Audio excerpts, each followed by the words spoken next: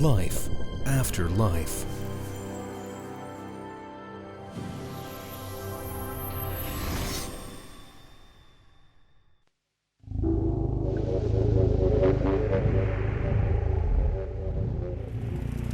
People from a small settlement of reindeer herders gathered in the shaman's tent.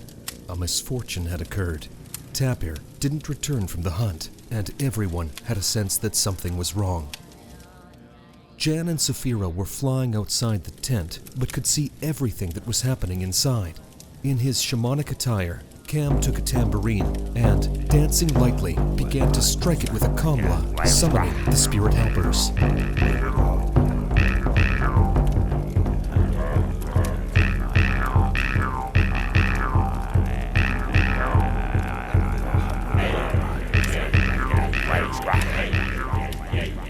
They united into a single field and, with their collective energy, supported the shaman's actions. Soon, the cawing of a crow and the hooting of an owl could be heard.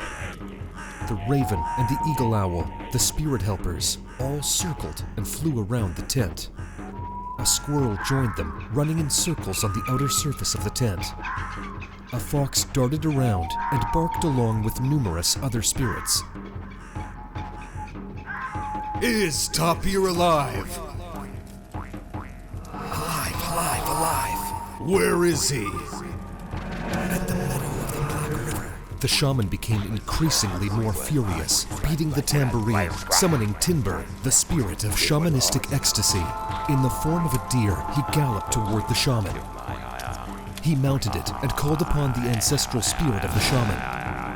The previous shaman of the tribe emerged from the realm of the dead. Show me the way to Tapir! Then, Cam turned to the spirit of the land, Ayami. Oh, great Ayami, help! Do not let the hunter Tapir perish! Our settlement serves you faithfully, does no harm to your animals and your land. Do good, be merciful to us. Ayami appeared as a colossal figure resembling the Snow Queen. She towered above the taiga up to her waist and signaled her approval, waving her hand toward the Black River. Ahi emerged in his delicate shamanistic attire on the frost. His son, Kite, was already sitting on the sled. Cam ran ahead of the team through the deep snow, leading the reindeer along. The spirit helpers flew behind him. For several kilometers, Cam ran tirelessly straight toward the target, guided by the spirit of the old shaman. He could see through his eyes and carefully avoided gullies, pits, and fallen tree trunks. The swarm of spirit helpers flew ahead while Cam was seemingly riding his Timbira deer.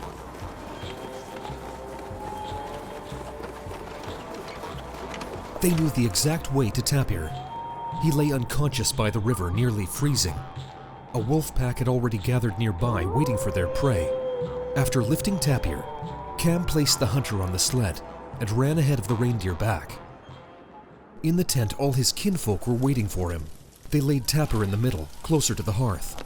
Kamahi took the tambourine and, while striking it, he started a shamanistic ritual. In order to retrieve Tapir's soul, which had left his physical body and hovered at the threshold of the realm of the dead, Cam journeyed to the underworld. He flew on his reindeer Timbura to the subtle level, accompanied by the spirit helpers. And with the assistance of the ancestor, he found Tapir's soul. Brother, it is too early for you to leave us for Erlich. Let us go back. We will return. Tapir flew in astonishment through unknown worlds, but followed Cam. They flew into the yurt, and Cam pushed him back into his body in the tent. Tapir regained consciousness and began to gradually recover. He was still feeling unwell. Cam started beating the tambourine and calling upon Ayami, the spirit helpers, and the ancestor shaman to help restore Kut, the life strength, and help Tapir's recovery. The people of the settlement also worried about him and supported him with their own strength, which Cam managed to capture and direct towards his recovery. Sensing that Tapir was getting better, Cam released Timbura, gave him recommendations for treatment, and concluded his shamanic ritual. people began to disperse and carried the hunter to his tent. Jan was amazed by the shaman's power and abilities. Saphira explained to him, He didn't become like this overnight. He was certainly talented from childhood, and the spirits chose him to help the tribe. But he resisted and didn't want the role of a shaman. However, the spirits started leading him into the subtle realms by constantly communicating with him. He felt like he was going insane. He had the shamanic illness. Yet, they taught him how to enter the subtle world, and he accepted his fate and became calm. Can you forcefully make someone grow spiritually like that? Spiritually, no, but you can compel someone to acquire abilities. Those are different things. Cam simply serves the tribe, its egregore and the spirit of the tribe, which could perish without him. That's why spirits endow him with power. However, in places where civilization already exists, Cam's help is no longer needed.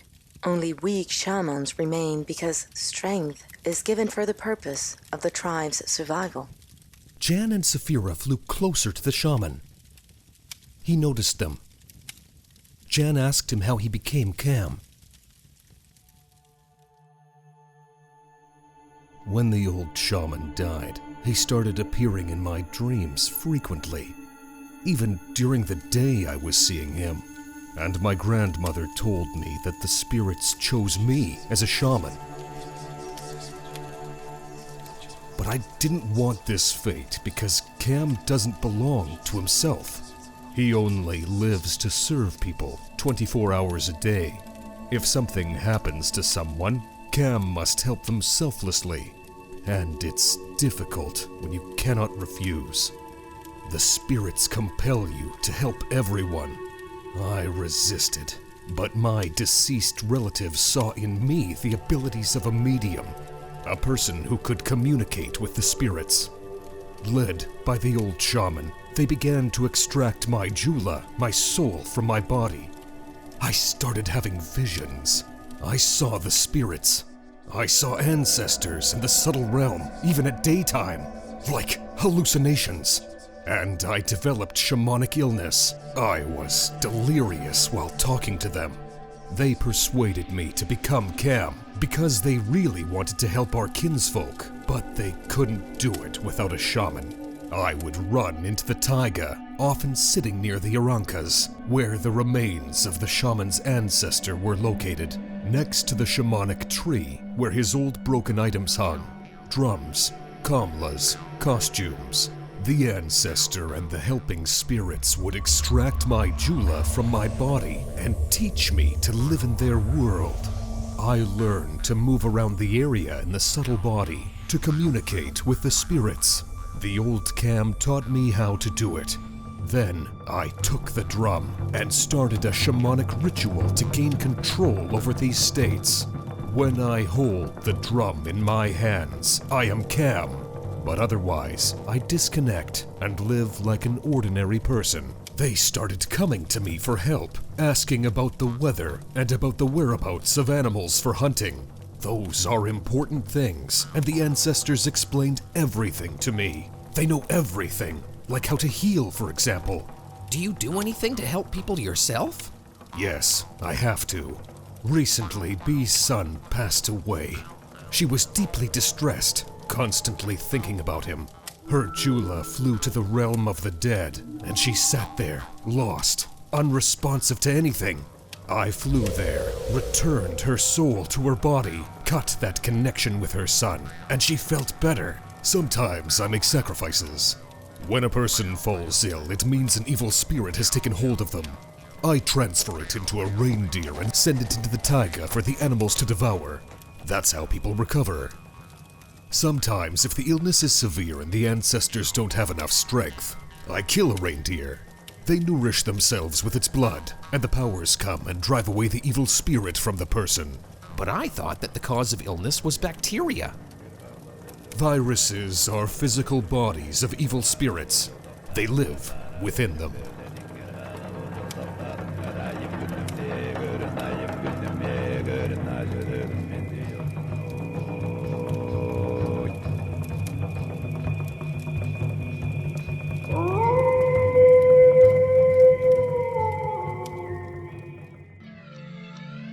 The cartoon is based on the book Life After Life. Read Life After Life on the website amazon1.org/books. Receive more interesting practices, spiritual knowledge, and gifts on the websites of our partners. You will find details in the description.